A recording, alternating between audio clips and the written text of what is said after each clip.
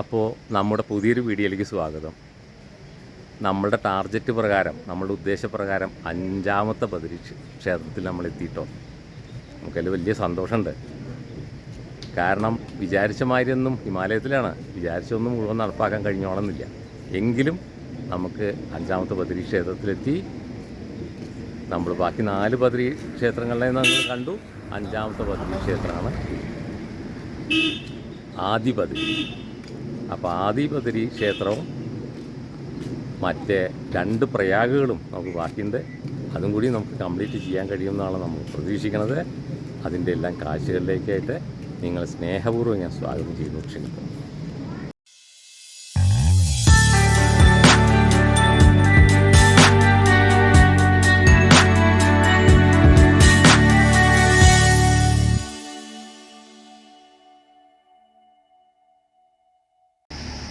ജോഷിമഠിന്ന് 35 kilometre അകലെയാണ് പിപ്പിലക്കോട്ടി.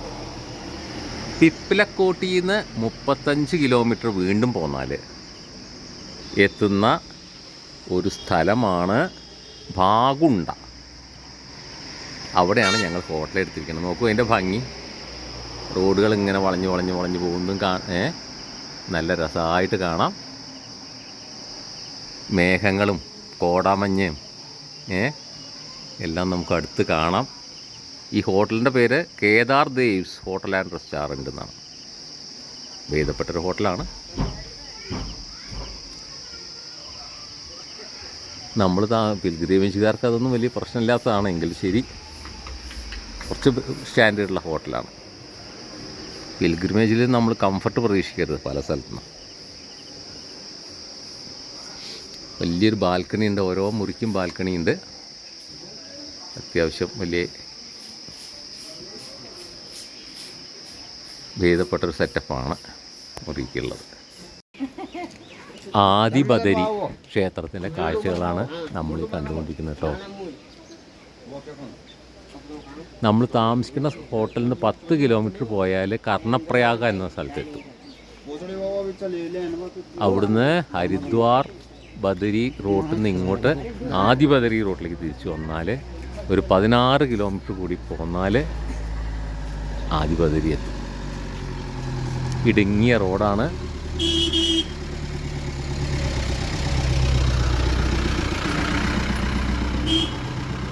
അതുകൊണ്ട് സമയമൊക്കെ വളരെ കൂടുതൽ പിടിക്കും. ഇവിടുത്തെ കിലോമീറ്ററും ദൂരവും കൂടിയിട്ടൊരു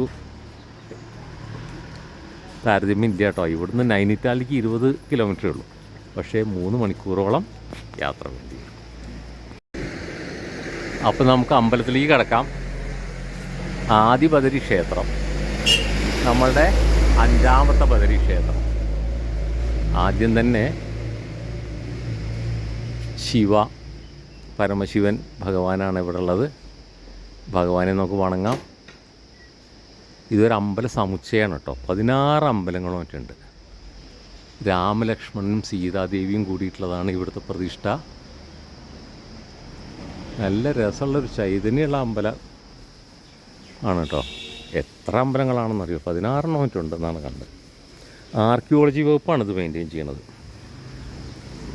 ഇത് ജാനകി സീതാദേവിയാണ് ഇവിടുത്തെ പ്രതിഷ്ഠ. അടുത്ത് നമ്മൾ കാണാൻ പോകുന്നത് ഹനുമാനാണ്. ഇത് നമ്മൾ കണ്ടെന്ന് തോന്നുന്നു. രാമലക്ഷ്മൺ സീത, അതെ, രാമലക്ഷ്മൺ സീതയിലും നമ്മൾ ധരിച്ചു. ഹനുമാൻ ടെമ്പിളാണിത്. ഒരേമാതിരി കുറേ എണ്ണം ഉണ്ടാകുമ്പോൾ നമുക്ക് തന്നെ ശരിക്കും കൺഫ്യൂഷനാവും. ഇത് ഗൗരീശങ്കരനാണ് ഇവിടുത്തെ പ്രതിഷ്ഠ. ഇവിടുത്തെ ഗൗരീശങ്കരനാണ് പ്രതിഷ്ഠ. ഇവിടെയും അതേമാതിരി അമ്പലമുണ്ട്. നമ്മുടെ പൂജാരി ഇവിടെ ഇരിക്കുന്നുണ്ട്. പൂജാരിയെ നമ്മൾ കണ്ടിട്ട് വരാം. ഇതിന് മുമ്പായിട്ട് അമ്പലത്തിൻ്റെ ഇവിടെ ഗരുഡനാണ് ഉള്ളത്. ഗരുഡൻ്റെ നേരെ ഓപ്പോസിറ്റാണ് സാക്ഷാൽ ബദരീനാഥനുള്ളത്. ആദി ബദരി എന്ന് പറഞ്ഞ പേരിലുള്ളതാ ശരിക്കുള്ള ബദരീനാഥൻ, സാക്ഷാൽ ബദരീനാഥൻ ഇവിടെയാണുള്ളത്. ഇവിടെയും ഒരു പ്രതിഷ്ഠ ഉണ്ട്. അത് അന്നപൂർണേശ്വരിയാണ്. അന്നപൂർണേശ്വരി അനുഗ്രഹിക്കണേ. ഇവിടെ സത്യനാരായണ സ്വാമിയുണ്ട്.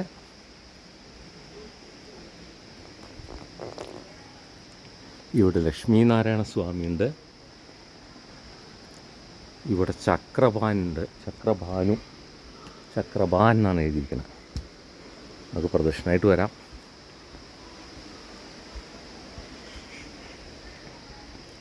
കുബേര ടെമ്പിളുണ്ട്. പക്ഷേ കുബേര ടെമ്പിളിൻ്റെ ഉള്ളിലൊന്നും കണ്ടില്ല. എന്താണെന്ന് നമുക്ക് മനസ്സിലായില്ല. സാരില്ല, അങ്ങനെ കറങ്ങിയിട്ട് വരാം. നമുക്ക് പലതും നമ്മൾ കണ്ടുമില്ല സംശയം കേട്ടോ. സത്യനാരായണ സ്വാമിയൊക്കെ നമ്മൾ കണ്ടിരുന്നു. അവിടെ നിന്നാണ് നമ്മൾ അങ്ങോട്ട് കറങ്ങിയിട്ട് പോയത്.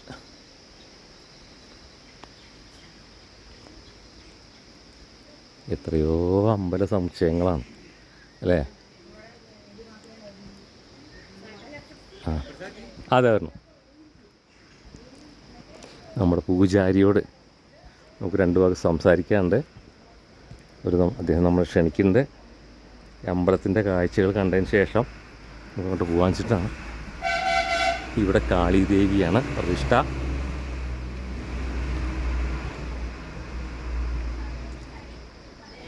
ഇതിൻ്റെ കാര്യങ്ങൾ പൂജാരിയോടെ നമുക്ക് ചോദിച്ച് മനസ്സിലാക്കാം. ഇതിവിടെ കാളി ടെമ്പിളാണ്. അപ്പോൾ നമ്മൾ കർണോടത്തേക്ക് നമ്മൾ തിരിച്ചെത്തി. രസകരമായൊരു അന്തരീക്ഷം എനിക്ക് ഉണ്ടായി. നിങ്ങൾക്കും അത് ഉണ്ടാവുമെന്ന് ഞാൻ പ്രതീക്ഷിക്കുന്നു. എന്താ അതിൻ്റെ ഒരു ഉദിപ്പും മേടും അല്ലേ? അമ്പലത്തിലെ പൂജാരി നമ്മുടെ ഒപ്പം ഉണ്ട്. അദ്ദേഹത്തിൻ്റെ പൂജാവിധികളെക്കുറിച്ച് സംസാരിക്കും. आदि बद्री जो है हमारे 4 धाम में से एक धाम है हमारा बद्री धाम। ठीक है, बद्री धाम के हमारे 5 प्रकार हैं। ठीक है, प्रथम है हमारा आदि बद्री, दूसरा बद्री विशाल, तीसरा भविष्य बद्री, चौथा योग बद्री, पांचवा ध्यान बद्री। इन 5 बद्रियों के अलावा भी 2 बद्री और हैं हमारे। ठीक है, उनका नाम है अर्ध बद्री और वृद्ध बद्री। हमारे टोटल क्या है 7 बद्री हैं। ठीक है, बद्री नारायण ने तपस्या के उपरांत आदि शंकराचार्य जी द्वारा इस मंदिर का निर्माण करवाया था। ठीक है, जो कि 8वीं और 12वीं शताब्दी के बीच में हुआ था। जब इस मंदिर का निर्माण हुआ तो इसमें अप्रोक्स 16 मंदिर थे। टोटल जो छोटे छोटे मंदिर हैं, स्मॉल टेम्पल जो है यहाँ पर, वो 16 थे। बट किसी कारणवश 2 मंदिर खंडित हो गए हैं, डिस्ट्रॉय हो गए हैं। तो अभी यहाँ पे केवल 14 मंदिर शेष हैं।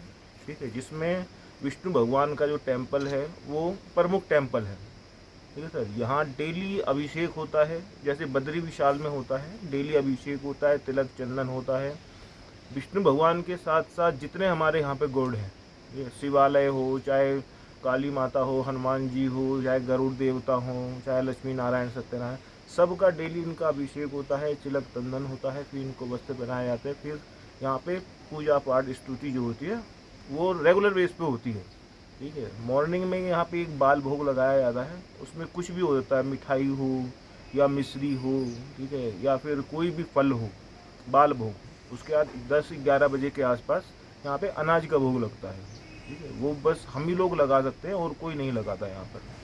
ठीक है, यहाँ के जो पुजारी होते हैं मेन, वो होते हैं खपियाल लोग। मेरी पीढ़ी यहाँ पे 9वीं 10वीं पीढ़ी है। ठीक है, मेरे ही दादा परदादा, ठीक है, और मतलब जितने भी पुजारी हैं यहाँ पे वो हमारे ही वंश से। ठीक है, उसके अलावा और कोई यहाँ पूजा नहीं कर सकता। ठीक है सर, यहाँ मोस्टली क्या है 11 महीने ये मंदिर खुला रहता है। 1 महीने यहाँ भी कपाट बंद होते हैं, जैसे बद्री विशाल में होते हैं। वो मिड दिसंबर से मिड जनवरी तक यहाँ पर कपाट बंद रहते हैं। उस समय मतलब यात्रा नहीं होती है, इतनी कोल्ड ज़्यादा रहता है। ठीक है सर, तो यहाँ का जो मेन तो यही है। ठीक है, जय बद्री विशाल। അപ്പോൾ പൂജാരി പറഞ്ഞത് നിങ്ങൾക്ക് മനസ്സിലായിട്ടുണ്ടാവുമെന്ന് ഞാൻ പ്രതീക്ഷിക്കുന്നു. ഡിസംബർ പകുതി മുതൽ ജനുവരി പകുതി വരെ മാത്രമാണ് ഈ അമ്പലം അടച്ചിടുക. ബാക്കി 11 മാസവും ഇത് തുറന്ന് പ്രവർത്തിക്കും. കാരണം മലയടിവാരാണ്, നിങ്ങൾക്ക് കാണാം, മല ഹിമാലയാണല്ലോ എപ്പോഴും. അപ്പോൾ ഒട്ടും തണുപ്പായിരിക്കും, നമ്മൾ പ്രതീക്ഷിക്കുന്നതിനേക്കാൾ തണുപ്പായിരിക്കും. ആ സമയത്ത് മാത്രമേ ഇത് അടച്ചിടുള്ളൂ. ഇത് വളരെ ചരിത്രപ്രധാനമായൊരു അമ്പലമാണ്. അതുകൊണ്ട് ആർക്കിയോളജി വകുപ്പ് ഇതിനെ പ്രൊട്ടക്റ്റ് ചെയ്തിട്ടുണ്ട്. അദ്ദേഹം പറഞ്ഞു 16 14 ഇപ്പോൾ ഉള്ളൂ, ബാക്കി 2 ഡിസ്ട്രോയ് ചെയ്ത് പോയി എന്നൊക്കെ പറഞ്ഞു. അതുകൊണ്ട് ഇതിലെ സാധനങ്ങൾ കേടുവരുത്തുകയും ഒക്കെ ചെയ്യുന്നവർക്ക് ഇത്ര രൂപ പെടാമെന്നൊക്കെ അവിടെ എഴുതി വെച്ചിട്ടുണ്ട്. ഏതായാലും തീർച്ചയായിട്ടും അതൊക്കെ ഇങ്ങനെ മെയിൻറ്റെയിൻ ചെയ്യേണ്ടതാണ്. വളരെ നല്ലൊരു അനുഭവം ഞങ്ങൾക്ക് ഉണ്ടായി കേട്ടോ.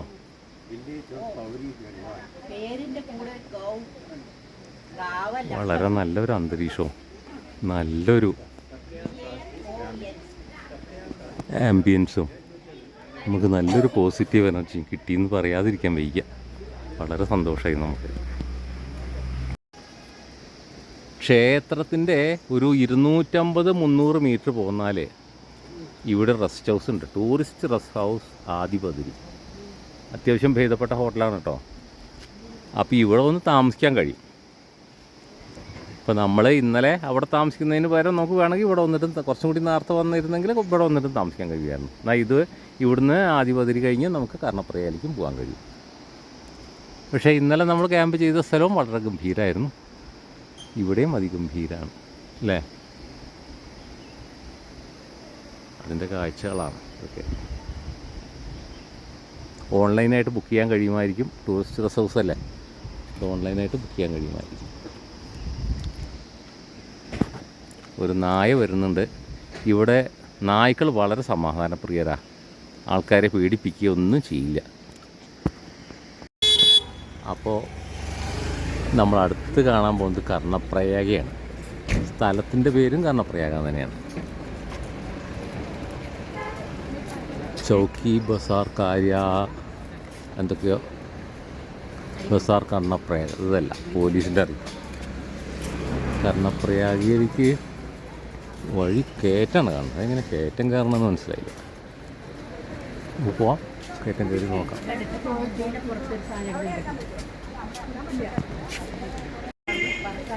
ഇവിടെ ഒരു കോവിൽ കാണാണ്ട് ഒരു അമ്പലം ദർശനം ചെയ്തിട്ട് അവിടുന്ന് അങ്ങോട്ട് ഇറങ്ങാനുള്ള പരിപാടിയാണ് തോന്നുന്നു. ഇങ്ങനെയാണ് വഴി. ഒരു ചെറിയ ശ്രീരാമൻ്റെ മന്ദിരാണിത് കേട്ടോ.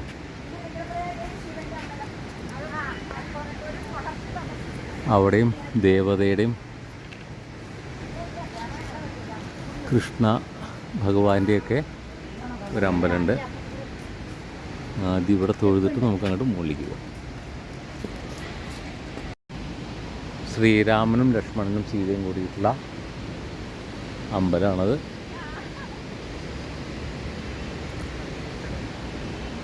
ഇതിന് മുകളിലേക്ക് പോകാം.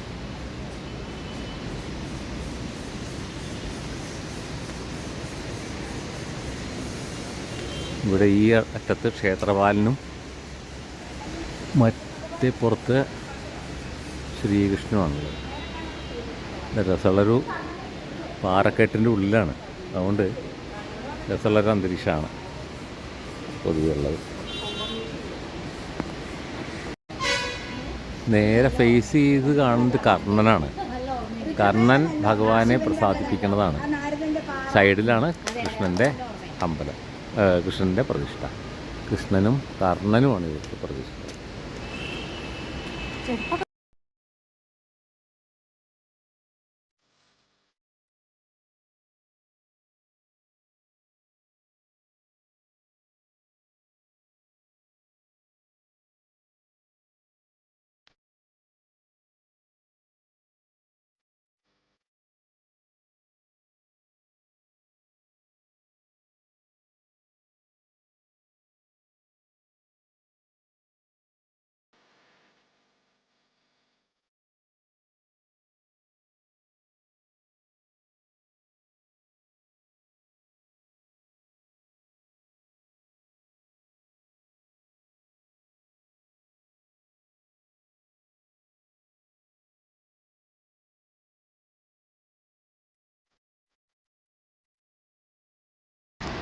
അളകനന്ദ അവിടുന്ന് ഇങ്ങനെ ഒഴുകി വരുന്നു. അവിടുന്ന് പിണ്ടാർ ഗംഗയിൽ അത് രണ്ടും കൂടിയിട്ട് സംഗമിച്ച് താഴത്തേക്ക് ഒഴുകിപ്പോകുന്ന സംഗമസ്ഥാനമാണ്. അളകനന്ദ ഒന്ന് ഇങ്ങോട്ട് ഒഴുകി തിരിച്ചാണ് ഒഴുകണത്. കണ്ടില്ലേ? ആ പിണ്ടഗംഗയുടെ കളറാണ് ഭയങ്കര ചളിക്കളറ്. മറ്റത് വേറൊരു തരം കളറാണ്. രണ്ടും കൂടി അളകനന്ദയായിട്ട് താഴത്തേക്ക് ഒഴുകിക്കൊണ്ടിരിക്കുകയാണ്. നമുക്ക് താഴെ പോയിട്ട് നോക്കാം. പിണ്ടാർ നദി കുത്തി ഒലിച്ചിങ്ങനെ വരണു. അവിടുന്ന് മന്ദാകിനി ഒലിച്ചു വരണം. രണ്ടും കൂടി സംഗമിച്ച് ഇവിടുന്ന് മന്ദാകിനിയായിട്ട് ഒഴുകി പോവുകയാണ്. നമുക്ക് നിർഭാഗ്യവശാൽ ഇവിടുന്ന് കടക്കാൻ നിവൃത്തിയില്ല, താഴത്തേക്ക് ഇറങ്ങാൻ നിവൃത്തിയില്ല. അപ്പുറത്ത് കൂടെ വരണമായിരുന്നു. അവിടെ വണ്ടിയൊക്കെ ബ്ലോക്കായിട്ടുണ്ടെന്ന് തോന്നുന്നു. എന്താ കാരണം എന്നറിയില്ല. നമ്മൾ ഇവിടെ നിർത്തിയത്. ഇവിടെ താഴത്തേക്ക് ഇറങ്ങാനുള്ള ഗ്യാപ്പ് നമുക്ക് കിട്ടിയില്ല. ഇവിടുന്നുള്ള കാഴ്ച കൊണ്ട് ഞങ്ങൾ തൃപ്തിപ്പെടേണ്ടിയൊന്നുമല്ല. അപ്പോൾ എന്ത് ചെയ്യും?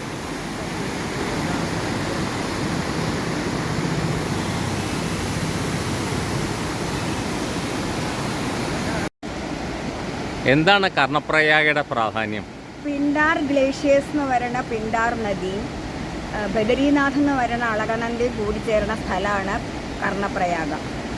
അവിടെയാണ് കർണൻ സൂര്യനെ തപസ് ചെയ്ത് സൂര്യൻ കവച കുണ്ടലങ്ങൾ കൊടുത്തത്. പിന്നെ മഹാഭാരത യുദ്ധത്തിൽ കർണൻ മരിച്ചപ്പോൾ ഇവിടെ കൊടുന്നിട്ട് സംസ്കാരം ചെയ്യണം എന്ന് പറഞ്ഞു. എന്നിട്ട് ഇവിടെയാണ് സംസ്കാരം ചെയ്തതെന്ന് ഒരു കഥയുണ്ട്. അതെവിടെയോ അങ്ങനെ വായിച്ചതാണ്. മറ്റത് കർണൻ്റെ അമ്പലമൊക്കെ ഇവിടെയുണ്ട്. എവിടെയാണ് തപസ് ചെയ്തത്. ഇവിടെ നിന്നാണ് സൂര്യൻ പ്രത്യക്ഷപ്പെട്ട് കവച കുണ്ടലങ്ങൾ കൊടുത്തത്. അപ്പോൾ ഇവിടെ എഴുതി വെച്ചിട്ട് കേട്ടോ, രഘുനാഥ് മന്ദിർ ഏവം സംഗം ഘട്ട്. സംഗം ഘട്ട് എന്ന് പറഞ്ഞാൽ മതി, ദേവപ്രയാഗയാണത്. അപ്പോൾ നമ്മളുടെ അവസാനത്തെ നമ്മളുടെ ലക്ഷ്യങ്ങളിലുണ്ടായിരുന്ന പ്രയാഗ, അതിലേക്ക് നമ്മൾ ഇറങ്ങാൻ പോവുകയാണ്. സുഹൃത്തുക്കളെ, നമ്മുടെ ലക്ഷ്യങ്ങൾ 100% സക്സസ്ഫുള്ളായിട്ട് തീർക്കാൻ കഴിഞ്ഞതിൽ ഭഗവാന്റെ അനുഗ്രഹം തന്നെയാണ്. നല്ല കുത്തനെയുള്ള ഇറക്കാണ് കേട്ടോ. പോയി വരാം നമുക്ക്. വഴിയിൽ ക്ഷേത്രപാലൻ്റെ ദേവത അല്ലേ, ക്ഷേത്രപാൽ മന്ദിർ, ക്ഷേത്രപാൽ ദേവത, അത് ഒന്ന് കണ്ട് വണങ്ങിയിട്ട് നമുക്ക് പോവാം. തൊഴുതിട്ട് പോവാം. ചെറിയ നല്ലൊരു ചൈതന്യമുള്ള ചെറിയൊരു കോവിലാണ്.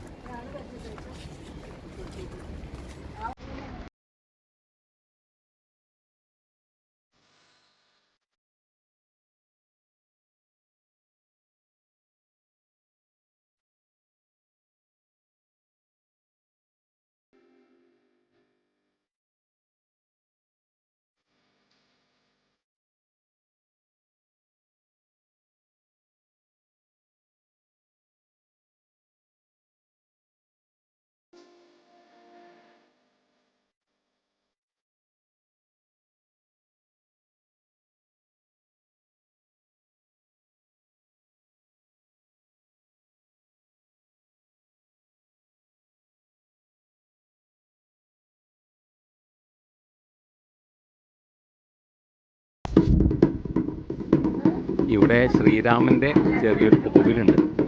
അമ്പലം എന്ന് മുഴുവൻ പറയാൻ വയ്യ, ചെറിയൊരു കോവിൽ. അവിടെ വണങ്ങിയിട്ട് വേണം നമ്മൾ പോവാൻ. അവിടെയും ഗണപതി, അന്നപൂർണി ഭഗവതിയാണ് അവിടെ ഉള്ളത്. ഇവിടെ ശ്രീരാമസ്വാമിയാണുള്ളത്. ഇതിൻ്റെ ഉള്ളിലാണ് ശ്രീരാമസ്വാമി ഉള്ളത്. ഇവിടെ വേറൊരു പ്രതിഷ്ഠ കാണാണ്ട് ഗരുഡനാണ്, ഗരുഡ് മന്ദിർ. അപ്പോൾ ആദ്യം ഗരുഡനെ വണങ്ങിയിട്ട് നമുക്ക് ശ്രീരാമനെ വണങ്ങാൻ വേണ്ടിയിട്ട് പോവാം. വരും. അപ്പോൾ ശ്രീരാമസ്വാമിയെ തൊഴുതിട്ട് പ്രദക്ഷിണമായിട്ട് നമുക്ക് അന്നപൂർണി ദേവിയെ തൊഴാൻ വരാം. ശ്രീരാമസ്വാമിയുടെ പ്രതിഷ്ഠ വളരെ കേമാണ് കേട്ടോ. കയറുന്നതിൻ്റെ തൊട്ട് മുമ്പിൽ ഇടതുവശത്ത് ഗണപതിയും വലതുവശത്ത് ആഞ്ജനേയനുമുണ്ട്. നമുക്ക് പ്രദക്ഷിണമായിട്ട് ഇങ്ങനെ പോവാം.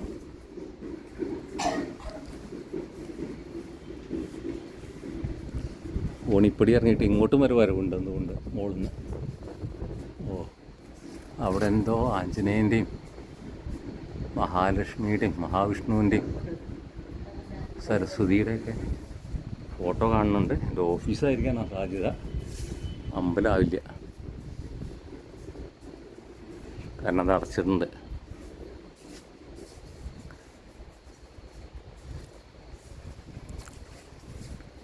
ഇവിടെയും ചെറിയൊരു വിഗ്രഹം കാണുന്നുണ്ട്, എന്താണെന്ന് വ്യക്തമായില്ല, എഴുതി വെച്ചിട്ടുമില്ല. നമുക്ക് അങ്ങനത്തെ കണ്ടുപിടിക്കാൻ ഭയങ്കര ബുദ്ധിമുട്ടാണ്.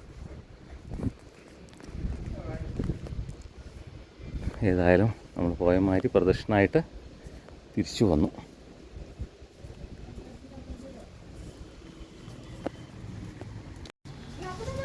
ഇവിടെ മഹാദേവൻ്റെ ഒരു പ്രതിഷ്ഠ ഉണ്ട്. നന്ദി എൻ്റെ ഉള്ളിലിരിക്കുന്ന കാണാണ്ട് ധാരയും സംവിധാനങ്ങളൊക്കെ ഉണ്ട്. പ്രദക്ഷിണമായിട്ട് നമുക്ക് ഇവിടെ ഒന്ന് ഇവിടെയും കൂടി തൊഴാം. ശങ്കരാചാര്യരുടെ ഒരു കോവിലുണ്ടാക്കി വെച്ചിട്ടുണ്ട്. ഇവിടെ വേറെന്തോ ഒരു പരിപാടി ഉണ്ട്, എന്താണെന്ന് മനസ്സിലായില്ല. ഇതെന്താണ്? ശ്രീരാമൻ തപസ് ചെയ്ത സ്ഥലമാണ്. ഓ, അവിടെ അതാണ് അയാൾ പറയുന്നത്. അത് ശരി. ഇവിടുന്നിട്ടാണ്. ये बोलेगा अब बोलो, ये क्या है? ये रामा तपस्वी है. अच्छा. राम ने तप किया. ओ, ये शालिग्राम शिला है, तपोशिला है. ओहो, अच्छा यहाँ पे माथा टेको. अच्छा अच्छा. बड़े को तो शिला എന്താണ് അവർ കാണുന്നത്. आजा आजा. ഓ, ये माथा टेको इसमें. അച്ഛാ. അമ്പലത്തിൻ്റെ ഒരു പൊതു വീക്ഷണം ഞാൻ കാണിച്ചു തരാം. പറഞ്ഞമാരുണ്ട് നോക്കൂ, അതിൻ്റെ ഒരു ഉദിപ്പും ഭാവം നോക്കൂ. ചെറിയ അമ്പലങ്ങളാണെങ്കിലും അതിൻ്റെ ചൈതന്യം, പ്രൗഢിയും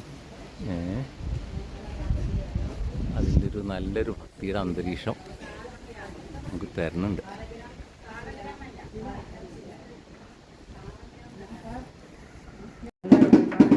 അപ്പോൾ ദൂരെ കാണാൻ കേട്ടോ, നമുക്ക് മണിയടിച്ച് കിടക്കാം.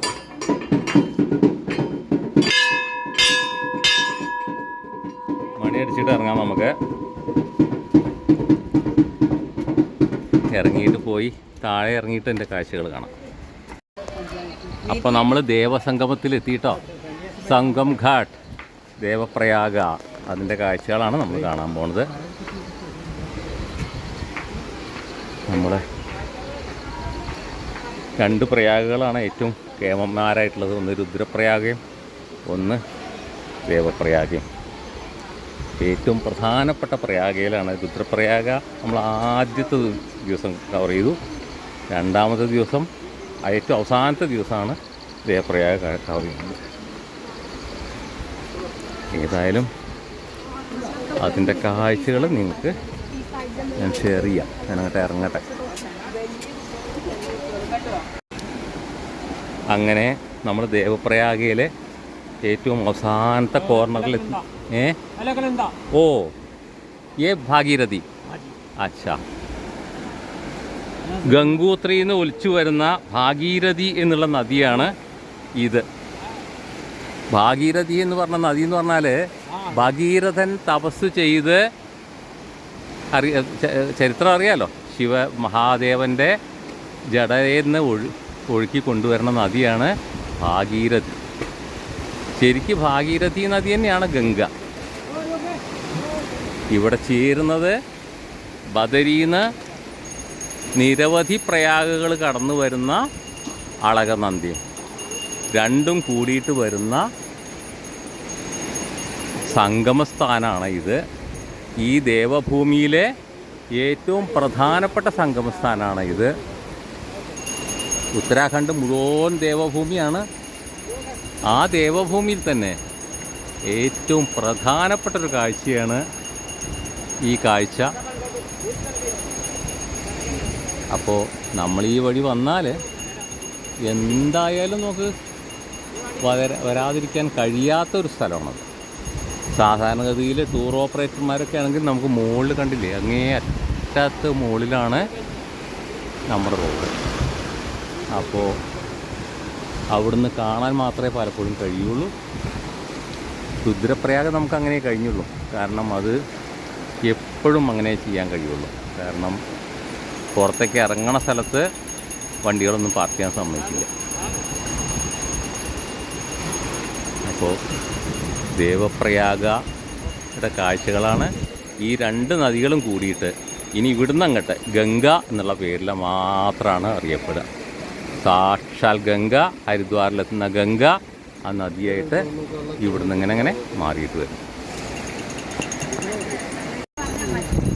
ये काय के लिए बनाता है? मछली का भोजन, मछली का भोजन है। मछली का दाना ओह अच्छा, रोज खिलाता है। कंटिन्यू। Oh great. जो सेवा आपकी सेवा हैं? आटा कराओ मछली का, जो सेवा आपका अच्छा अच्छा अच्छा। गंगा जी आटा चढ़ाओ, मछली आटा चढ़ाओ।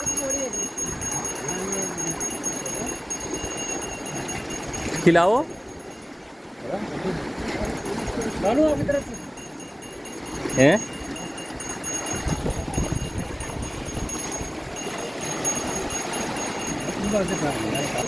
हाँ।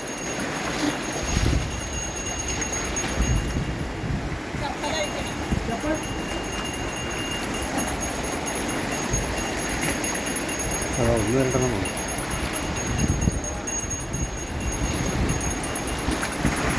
ഒന്നിൻ്റെ അവരിത് അല്ലേ? അതാ അതാ അതാ ശ്രദ്ധിക്കുമ്പോൾ അതാ അതാ അതാ അവിടെ നോക്കുമ്പോൾ ഇതിന് കാണില്ല അത്. അപ്പോൾ നമ്മൾ 5 പ്രയാഗങ്ങളും വളരെ വിജയകരമായി സന്ദർശിച്ചു. ഈ പ്രയാഗകളുടെ ഒരു രത്നചുരുക്കം, വിഷ്ണു പ്രയാഗം മുതൽ എല്ലാ പ്രയാഗങ്ങളുടെ രത്നചുരുക്കം നമ്മുടെ ലീഡർ മീരാജി നമ്മളോട് പറയും. ആദ്യം ഈ പ്രയാഗയെ പറ്റി പറയണം. അല്ല, തുടക്കം മുതൽ. ബദരീനാഥിൽ നിന്ന് വരുമ്പോൾ ഈ അളകനന്ദയും ഗംഗയായി മാറണ വരെ 5 പ്രയാഗങ്ങളാണ്. ആദ്യത്തെ പ്രയാഗ വിഷ്ണു പ്രയാഗ. അവിടെ ധൗളി ഗംഗയും അളകനന്ദയും കൂടിച്ചേരുന്നു. അവിടെയാണ് നാരദന് വിഷ്ണു പ്രത്യക്ഷപ്പെട്ടത്, തപസ് ചെയ്ത നാരദന് വിഷ്ണു പ്രത്യക്ഷപ്പെട്ടത് എന്നാണ് ഐതിഹ്യം. പിന്നെ ജോഷിമഠത്തിൽ നിന്ന് കുറച്ചും കൂടി വരുമ്പോഴാണ് നന്ദപ്രയാഗ.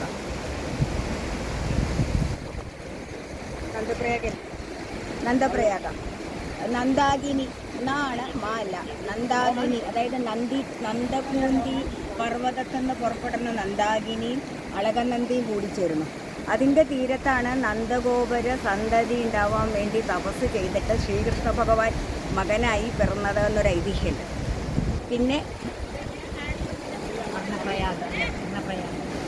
പിന്നെ മൂന്നാമത്തെയാണ് കർണപ്രയാഗ. അവിടെ പിണ്ടാർ നദിയും അളകനന്ദിയും കൂടിച്ചേരുന്നു. ആ സംഗമ സ്ഥലത്താണ് കർണൻ സൂര്യഭഗവാനെ തപസ് ചെയ്ത് സൂര്യഭഗവാൻ പ്രത്യക്ഷപ്പെട്ട കവച കുണ്ടലങ്ങൾ നൽകിയതെന്നാണ് ഐതിഹ്യം. പിന്നെ നാലാമത്തെ പ്രയാഗ രുദ്രപ്രയാഗ. കേദാരനാഥത്തിൽ നിന്ന് വരുന്ന മന്ദാകിനിയും ബദരീനാഥത്തിൽ നിന്ന് വരുന്ന അളകനന്ദിയും ചേർന്നിട്ട് അവിടെ ഒഴുകുന്നു.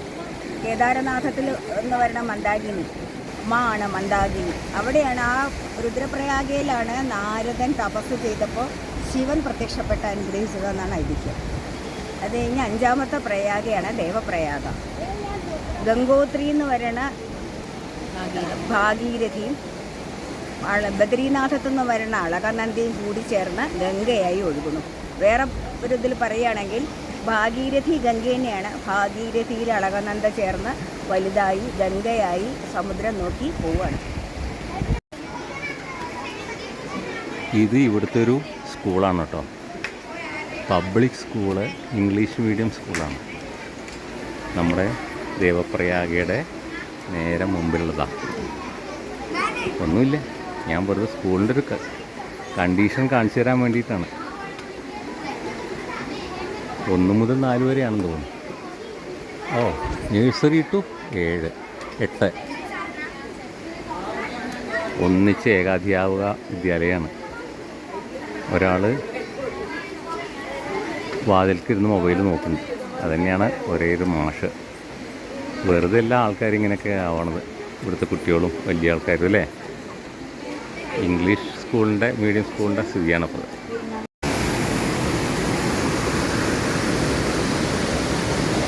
ഒരു ഗ്രാമീണ കാഴ്ചയാണ് കേട്ടോ. ഇവിടെ ഒരാൾ മതിൽ കെട്ടുകയാണ്. അയാൾക്ക് ഹെൽപ്പറും സഹായിയും എല്ലാം അയാൾ തന്നെ. വേറൊരു മനുഷ്യനോ അവിടെ ഒന്നുമില്ല. അയാൾ സിമെൻറ്റ് കൂട്ടിക്കൊണ്ടിരണോ, ശരിയാക്കണോ, കല്ല് പെറുക്കി വയ്ക്കണോ, എല്ലാം അയാൾ ഒറ്റയ്ക്കാണ്. നമ്മുടെ നാട്ടിലൊന്നും ആലോചിക്കാനും കൂടി കഴിയില്ല. എത്ര കുറച്ച് പണിയാണെങ്കിലും ഒരു ഹെൽപ്പർ ഇല്ലാതെ ഒരാളും ഒരു കാര്യവും ചെയ്യാൻ കൂട്ടാക്കില്ല. സ്റ്റാൻഡേർഡിൻ്റെ ചില പ്രശ്നങ്ങളൊക്കെ ഉണ്ടല്ലോ. എന്താ കൊണ്ടു സംഗമസ്ഥാനത്തേക്ക് എത്താൻ കുതിച്ചുകൊണ്ട് ചാടി വരുന്ന നീരുറവകളാണ് അതൊക്കെ. അപ്പോൾ നമ്മൾ തിരിച്ച് ഹരിദ്വാറിലെത്തി കേട്ടോ. ബദരിയിൽ നിന്ന് നമുക്ക് കുറച്ച് ഇൻഫെക്ഷനൊക്കെ ആയി, എങ്കിലും കടിച്ചു പിടിച്ചിട്ട് നമ്മൾ ഉദ്ദേശിച്ച എല്ലാ പരിപാടികളും നമ്മൾ കവർ ചെയ്യും. ഇനി ഒരു ദിവസം നമുക്ക് ബാക്കിയുണ്ട്. പക്ഷേ നമ്മുടെ കൂട്ടത്തിലുള്ള ആൾക്കാരുടെ ഋഷികേശിലേക്ക് പോകുന്നുണ്ട്. എനിക്ക് പോകാൻ കഴിയില്ല. ഒരു ദിവസം കംപ്ലീറ്റ് വിശ്രമം വേണം. ഇതുവരെ നമ്മൾ കടിച്ചു പിടിച്ച് പോകുന്നതാണ്. അപ്പോൾ ഭഗവാന്റെ അനുഗ്രഹം കൊണ്ട് എല്ലാ കാര്യങ്ങളും നമ്മൾ ഏറ്റവും പ്രധാനപ്പെട്ട പരിപാടികളുണ്ടായത് പഞ്ചബദരിയാണ്.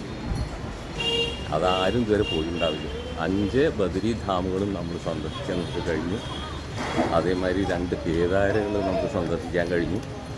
അതേമാതിരി പഞ്ചപ്രയാഗങ്ങളും സന്ദർശിക്കാൻ കഴിഞ്ഞു. ഞാൻ സന്ദർശിച്ച സ്ഥലങ്ങളിലൊക്കെ നിങ്ങളും സന്ദർശിച്ചിട്ടുണ്ടാവുമല്ലോ. അപ്പോൾ ഈ ഞങ്ങളൊരു ട്രാവൽ ഏജൻസി ഏൽപ്പിച്ചിട്ടല്ല ഇത് ചെയ്യുന്നത്. ഞങ്ങൾ സ്വയമാണ്.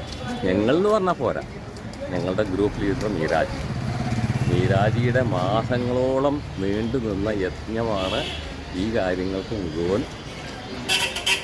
കാരണമായത്. അവരെത്ര അഭിനന്ദിച്ചാലും അതൊന്നും മതിയാകില്ല. അപ്പോൾ ഏതായാലും ഈ പ്രദേശത്തെ കാഴ്ചകൾ ഇപ്പോൾ ഇവിടെ അവസാനിക്കുകയാണ്. നമ്മൾ ഹരിദ്വാറിൽ ഒരു ദിവസം താമസിച്ചിട്ട് നാളെ തിരിച്ചു. അതാണ് നമ്മുടെ പരിപാടി. ഹരിദ്വാറിലെ ആരതി വളരെ പ്രസിദ്ധമാണ്. ഹരിദ്വാറിൽ വരുന്ന ഒരാളും ആരതി മിസ് ചെയ്യാറില്ല ഒരു പ്രാവശ്യവും. ആരതിക്കുള്ള കംപ്ലീറ്റ് സെറ്റപ്പുകളൊക്കെ റെഡി ആയിട്ടുണ്ട് എല്ലാ പ്രാവശ്യത്തെയും മാതിരി.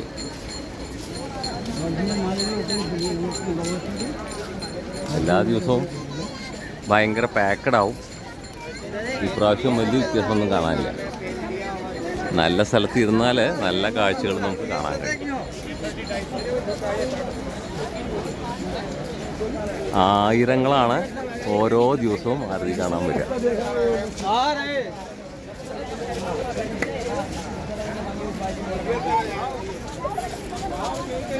ആരതിയുടെ കാഴ്ചകൾ നമുക്ക് കാണാം.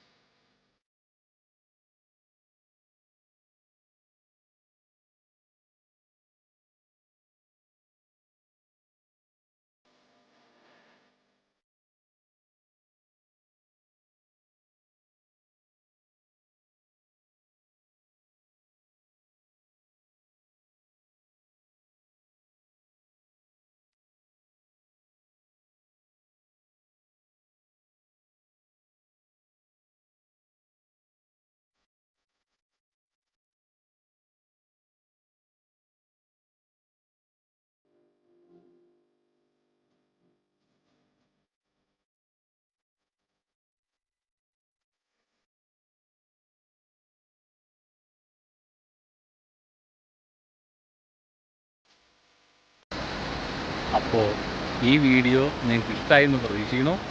ഇഷ്ടമായെങ്കിൽ വീഡിയോ ലൈക്ക് ചെയ്യണം. നിങ്ങളുടെ അഭിപ്രായങ്ങൾ അതിൻ്റെ അടിയിൽ തന്നെ കമൻറ്റ് ചെയ്യണം. ചാനൽ സബ്സ്ക്രൈബ് ചെയ്തിട്ടില്ലെങ്കിൽ സബ്സ്ക്രൈബ് ചെയ്യണം. വീണ്ടും നല്ല നല്ല കാഴ്ചകളുമായിട്ട് ഞാൻ വീണ്ടും വരും. അതുവരേക്കും ബായ്.